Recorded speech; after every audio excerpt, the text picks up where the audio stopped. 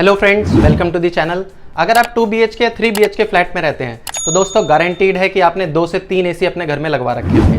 दोस्तों मैं हूं अभी अपने 3 BHK फ्लैट में और मैं आपको पूरी वीडियो में दिखाऊंगा कि कैसे मैंने सिर्फ एक एसी यूनिट से, जी हाँ दोस्तों आप मेरे पीछे देख सकते हैं, सिर्फ एक एसी यूनिट है, उससे मैंने पूरा फ्लैट ठंडा रख रखा है। इसको हम साइंटिफिकली तरीके से समझेंगे, मैं आपको स्टेप बाय स्टेप समझाऊंगा। तो दोस्तों चलिए सबसे पहले मैं आपको अपना फ्लैट दिखा देता हूँ और उसके बाद हम आगे बात करेंगे। दोस्तों ये है मेरे फ्लैट की एंट्री।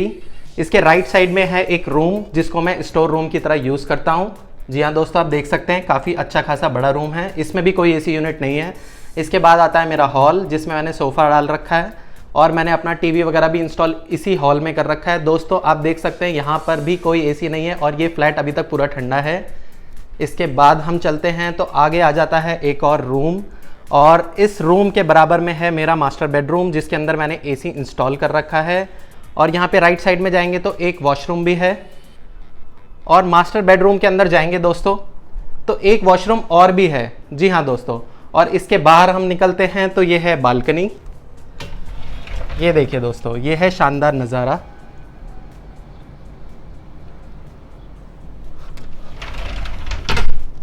दोस्तों इस पूरे 3 BHK फ्लैट को मैंने सिर्फ एक एसी से ठंडा रख रखा है। इसको जानने के लिए मैं सबसे पहले आपको बता देता हूं कि आपको एसी इंस्टॉल किस तरीके से करना है, कहां पर करना है। जी हां दोस्तों, तो चलिए आगे बढ़ते हैं। दोस्तों एसी इंस्टॉल करते टाइम आपको ध्यान देना है कि आपको जो एसी है वो सबसे फारदेस्ट रूम, सबसे दूर वाले रूम में इंस्टॉल करना है। जी हाँ दोस्तों, सबसे पहले मैं आपको बता देता हूँ कि मैंने एसी दूर क्यों इंस्टॉल किया है। पहले आप देख लीजिए, ये मेरा जो लास्ट वाला रूम है मैंने इसमें एसी इंस्टॉल किया है। दोस्तों आपको एंट्री पे एसी इंस्टॉल इसलिए नहीं करना है क्योंकि जब भी आपके गेस्ट आते हैं आप गेट कई बार ओपन करते हैं तो आपका एयर कूलिंग लूज होता है। फ्रेंड्स एसी इंस्टॉल करते टाइम आपको एक बात का ध्यान रखना है कि हमको एक बेसिक कंसेप्ट को फॉलो करना है। जी हाँ दोस्तों, हमें सिर्फ ये कंसेप्ट फॉलो करना है कि हमारी कूलिंग लूज नहीं होनी चाहिए। जितना हो सके जो हमारी कूलिंग एयर है उसका फ्लो हमें इस टाइप से रखना है कि वो पूरे फ्लैट में फ्लो करें। तो आप देखिए कि मेरे जस्ट पीछे ये एसी है और उस एसी का फ्लो देखेंगे तो वो इस तरीके से बाहर आता है। देखिए सामने एसी है, एसी से जब फ्लो बाहर आना स्टार्ट होगा तो मैंने उसको पूरा पाथ दिया हुआ है। जी हाँ दोस्तों, ये रूम से डायरेक्ट एसी की हवा रूम के अंदर भी जाएगी, बाहर भी आएगी एंड देन यही एयर मेरे पूरे फ्लैट में सर्कुलेट होती रहेगी। दोस्तों आपको एक चीज़ का ध्यान और भी रखना है कि जो भी आपके फ्लैट के अंदर गेट्स हैं उनमें जाली ज़रूर लगवा लीजिए। दोस्तों ये काफ़ी काम की चीज़ है, अगर आप रेंट पे रह रहे हैं, अगर ये जाली नहीं लगी हुई है तो आप अपने पैसों से भी लगवा सकते हैं, आपको फ्यूचर में काफ़ी ज़्यादा हेल्प करेगा ये। दोस्तों आपको ध्यान रखना है कि अगर आप एक ही एसी से पूरा फ्लैट ठंडा करना चाहते हैं तो सबसे पहला आपको काम करना है कि आपको अपने फ्लैट्स के सारे गेट, जी हाँ दोस्तों आपको सारे गेट बंद कर देने हैं और उसके बाद आपको सिर्फ एक काम करना है कि बाहर का आपको एयर फ्लो भी चाहिए क्योंकि एसी अगर अंदर का अंदर ही घुमाता रहेगा देन आपको कुछ टाइम बाद सफोकेशन होने का चांस रहता है। दोस्तों आपको मैक्सिमम कूलिंग मिले इस चीज़ के लिए आपको ध्यान रखना है कि आपका जो एसी का फ्लो है वो रूम के अंदर दब के ना रहे, वो रूम से बाहर आना चाहिए। जी हाँ दोस्तों, ये देखिए जैसे कि मैंने ये एसी सामने इंस्टॉल किया हुआ है इस रूम में, मास्टर बेडरूम में। तो जब मास्टर बेडरूम के एसी चलेगा और उसकी एयर आएगी तो आप देखिए मैंने जो इसके फ्लैप्स हैं वो इस तरीके से सेट करे हुए हैं कि मैंने इनको मूविंग नहीं रखा है, मैंने इनको फिक्स्ड एक पोजीशन में रखा है और इसको राइट साइड की पोजीशन दी है। इससे क्या होगा, एयर फ्लो इस टाइप से आगे आएगा धीरे धीरे धीरे धीरे धीरे धीरे और ये फ्लो सीधा रूम के बाहर आएगा। तो दोस्तों रूम तो ठंडा रहेगा ही और जब ये एयर मेरी बाहर आनी चालू होगी इससे क्या होगा कि एयर इस साइड भी जाएगी, इस साइड वॉशरूम में भी जाएगी और इस साइड किचन में भी जाएगी। तो देखिए जहाँ पे मेरी सबसे ज़्यादा हीटिंग होती है वो है किचन, एयर यहाँ से सामने से आएगी और पूरी कूलिंग इधर की भी करेगी। और क्योंकि मैंने अपना फ्लैट बंद रख रखा है तो इससे क्या होगा कि यही एयर अंदर ही अंदर सर्कुलेट होते हुए मेरे पूरे हॉल के अंदर भी आपकी ठंडी एयर ही रहेगी। जी हाँ दोस्तों जो दूसरा आपको मेन ध्यान देना है वो देना है कि घर के अंदर आपके हीट एब्जॉर्बिंग एलिमेंट्स कौन कौन से हैं। तो अगर आप ध्यान देंगे सबसे ज़्यादा हीट एब्जॉर्बिंग एलिमेंट आपके घर में जो होती हैं वो होती हैं वॉल्स। तो आपको बेसिक कंसेप्ट एक फॉलो करना है कि आपके घर में जितनी भी वॉल्स हैं उनका शेड आपको लाइट रखना है। देखिए मैं आपको दिखाता हूँ मैंने अपने घर का शेड किस टाइप में रखा हुआ है।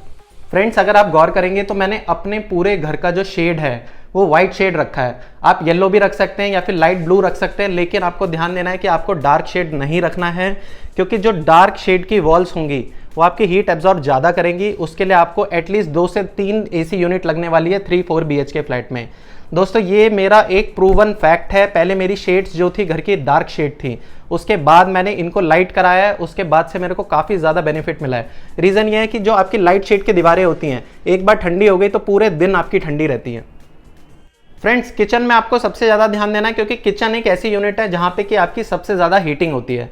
तो देखिए, मैंने इसके किचन के बिल्कुल लेफ्ट कॉर्नर पे एक छोटा सा एग्जॉस्ट लगाया हुआ है। इस चीज़ का आपको ध्यान देना है कि अगर आप एग्जॉस्ट ज़्यादा क्वांटिटी का लगाएंगे, आप एग्जॉस्ट ज़्यादा पावर का लगाएंगे, तो ये आपकी कूलिंग को तुरंत बाहर फेंक देगा, ये अंदर स्टोर नहीं होने देगा। हमें एग्जॉस्ट ऐसा चाहिए कि जो हमारा घर खाना बनाते हुए घर में धुआं निकलता है वो भी हमारा बाहर चला जाए, लेकिन कूलिंग ना जाए, और उसको आप लगभग 5 मिनट बाद उसको बंद कर दीजिए। फ्रेंड्स, किचन के एग्जॉस्ट का अगर आप मतलब समझे तो हमें एग्जॉस्ट की ज़रूरत पड़ती क्यों है? हमें एग्जॉस्ट इसलिए चाहिए क्योंकि जब हम रोटी बनाते हैं या फिर कोई छोका लगाते हैं तो उस टाइम हमारा धुआं निकलता है।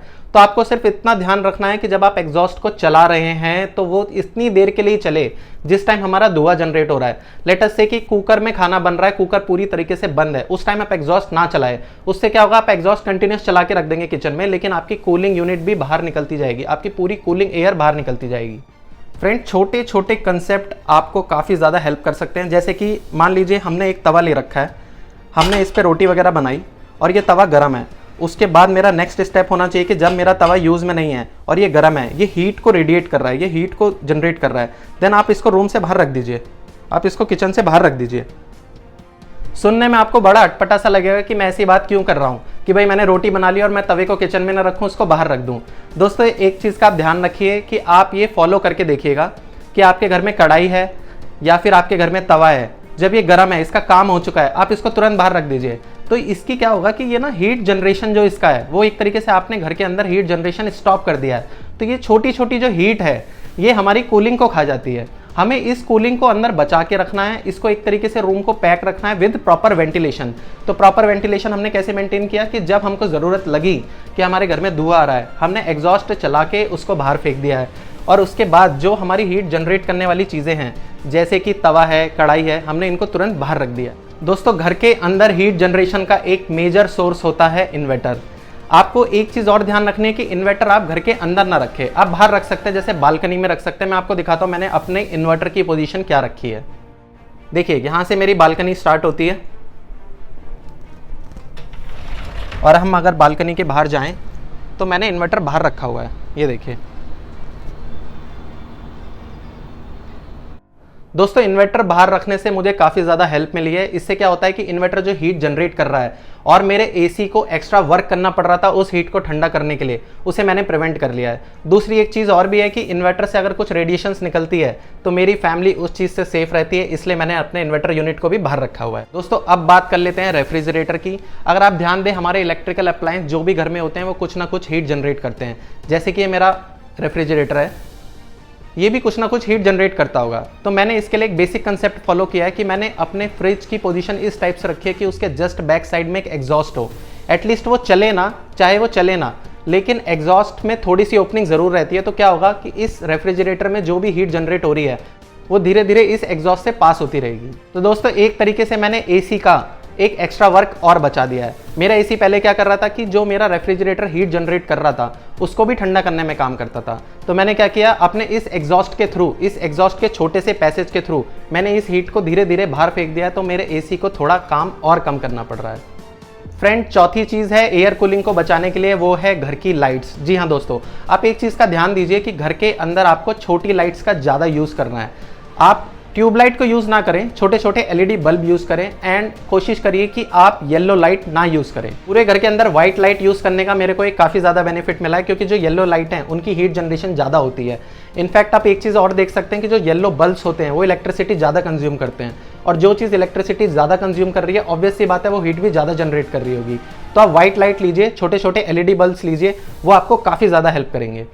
फ्रेंड, नेक्स्ट इंपॉर्टेंट चीज़ है वो है एसी का सिलेक्शन।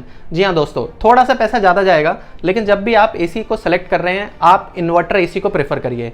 इन्वर्टर एसी के बेनिफिट्स क्या है मैं आपको बताता हूँ कि उसके अंदर ना वेरिएबल फ्रीक्वेंसी, वेरिएबल स्पीड आप सेट कर सकते हैं कंप्रेसर की। तो आपका एसी कट ऑफ ऑन नहीं होगा बार बार। तो लेट अस से कि मैंने अपने रूम में टेम्परेचर सेट किया हुआ है 22 डिग्री और मेरा 22 डिग्री अचीव हो चुका है, देन मेरे को एसी को 100% पे चलाने की ज़रूरत नहीं है, आप उसको अराउंड 40% पे चलाइए। इससे क्या होगा कि मान लीजिए कि आप रात को सोने जा रहे हैं तो तो आप क्या करिए, अपने एसी को एक टेम्परेचर पे सेट कर दीजिए और उसकी स्पीड 40% पे सेट कर दीजिए। इन्वर्टर एसी दोस्तों आपकी इलेक्ट्रिसिटी कंजम्पशन बचाने में काफ़ी ज़्यादा हेल्प करेगा। जी हाँ दोस्तों, मैं आपको दिखा देता हूँ रिमोट यूनिट से कि आपको ये सेटिंग करनी कैसे है। तो ये मेरे एसी का रिमोट है दोस्तों, और ये मैंने इन्वर्टेबल एसी लिया हुआ है। मेरा एसी एक फिक्स स्पीड पे नहीं चलता है, डिफरेंट स्पीड पे चल सकता है। ये देखिए यहाँ पे ये मोड है, मैं इस पर सेलेक्ट करूँगा तो ये अभी आ गया है 80% पे, ये आ गया है 60% पे, ये आ गया है 40% पे। तो फ्रेंड, जब मैं इस रूम में बैठा हुआ हूँ जिसमें एसी है, मैं बाहर नहीं बैठने वाला हूँ, तो मेरे को 120 या 100% पे इसको सेट करने की ज़रूरत नहीं है। मैं सिर्फ 40% पे इसको सेट कर सकता हूँ। और क्योंकि मेरा फ्लैट पहले से ही ठंडा है, तो इसको मेरे को बार बार ठंडा करने की ज़रूरत नहीं है। एक बार ठंडा हो गया, आपने एयर कूलिंग अंदर बचा के रख रखी है, आप उसको लूज़ नहीं होने दे रहे हैं, तो आपकी एयर कूलिंग वहीं पे घूमती रहेगी। फ्रेंड्स, कंप्रेसर की पोजीशन भी एसी कूलिंग में काफ़ी ज़्यादा हेल्पफुल होती है। जी हाँ दोस्तों, देखिए मान लीजिए आपने कंप्रेसर ऐसी जगह रखा हुआ है कि जब कंप्रेसर हीट जनरेट कर रहा है वो भी आपके घर के अंदर ही घुस रही है, तो कोई बेनिफिट नहीं है। आपको कंप्रेसर इस पोजीशन में रखना है कि वो हीट आपकी बाहर फेंके, फ्लैट के पूरी तरीके से बाहर फेंके, कोई भी चांस ना हो कि वो बिल्कुल भी अंदर आए। मैं आपको अपने कंप्रेसर की पोजीशन दिखाता हूँ दोस्तों। देखिए ये है मेरा एसी, और मैं आपको दिखाता हूँ कंप्रेसर मैंने बालकनी में किस तरह से इंस्टॉल किया है। जनरली लोग क्या गलती करते हैं कि एसी अंदर है, कंप्रेसर को जस्ट बाहर लगवा देते हैं। उससे क्या होता है कि आप ये विंडो थोड़ी वेंटिलेशन के लिए ओपन रखते हैं, तो कंप्रेसर की हीटिंग यहीं से पास होती रहती है। मैंने कंप्रेसर को अपने काफ़ी दूर लेके गया हूँ। ये देखिए, ये मैंने अपना कंप्रेसर इंस्टॉल किया हुआ है, और कंप्रेसर की आप देखेंगे जो हीटिंग है वो जस्ट बाहर जाती है सामने। इसमें मैं एक बात का और भी ध्यान रखता हूँ कि जो मेरी यहाँ पे विंडो है, मैं इसको ओपन नहीं रखता हूँ बिल्कुल भी। दोस्तों ये देखिए, अभी मैं अपने दूसरे रूम में हूँ, इसके जस्ट पीछे मैंने कंप्रेसर इंस्टॉल किया हुआ है, और मैं इस रूम की अपनी विंडो जो है इसको हमेशा क्लोज रखता हूँ। इसको क्लोज इसलिए रखता हूँ कि अगर मैं इसको ओपन करूँगा तो जो एसी मेरी कूलिंग दूसरे रूम में कर रहा है, और ये कंप्रेसर जो हीट जनरेट कर रहा है, वो इसी रूम से मेरे अंदर आती रहेगी और उसका कोई भी इफेक्ट नहीं होने वाला। तो दोस्तों मेरी बात को बार बार ध्यान से समझिए कि आपको एसी इंस्टॉल इस तरीके से करना है कि जब आपने एसी एक रूम में लगाया है, उसका फ्लो ऐसे आए कि वो पूरे फ्लैट में सर्कुलेट करे। ऐसा ना हो, मान लीजिए कि मैंने सबसे बाहर वाले रूम में एसी लगा दिया है, तो क्या होगा, वो एयर वहीं की वहीं घुटती रहेगी, और कोई भी अगर एंट्री लेगा, कोई भी मेरा गेस्ट आया, जैसे गेट खुलेगा बार बार एयर बाहर जाएगी। और मेरा ये जो रूम है अंदर वाला, ये फार्देस्ट रूम है। जी हाँ दोस्तों, सबसे दूर वाला कमरा, इसके अंदर मैंने एसी लगाया हुआ है। तो मान लीजिए कि मेरा गेस्ट फ्रंट गेट पे कोई भी आता है, मैंने गेट खोला, तो जो एयर कूलिंग है वो मेरी लूज इतनी ज़्यादा नहीं होगी, मेरे एसी पे ज़्यादा लोड नहीं पड़ेगा। इस तरीके से आप काफ़ी ज़्यादा इलेक्ट्रिसिटी बचा सकते हैं। दोस्तों ये छोटी छोटी सी चीज़ें हैं, आपको मजाक लग रही होंगी, लेकिन बिलीव करिए मैंने साल में लगभग 20 से 30 हज़ार की बिजली बचाई है, और ये प्रूवन फैक्ट है। दोस्तों उम्मीद करते हैं आपको वीडियो पसंद आई होगी। पसंद आई हो तो प्लीज़ इस चैनल को सब्सक्राइब ज़रूर करिए। मिलते हैं नेक्स्ट वीडियो में, बाय बाय।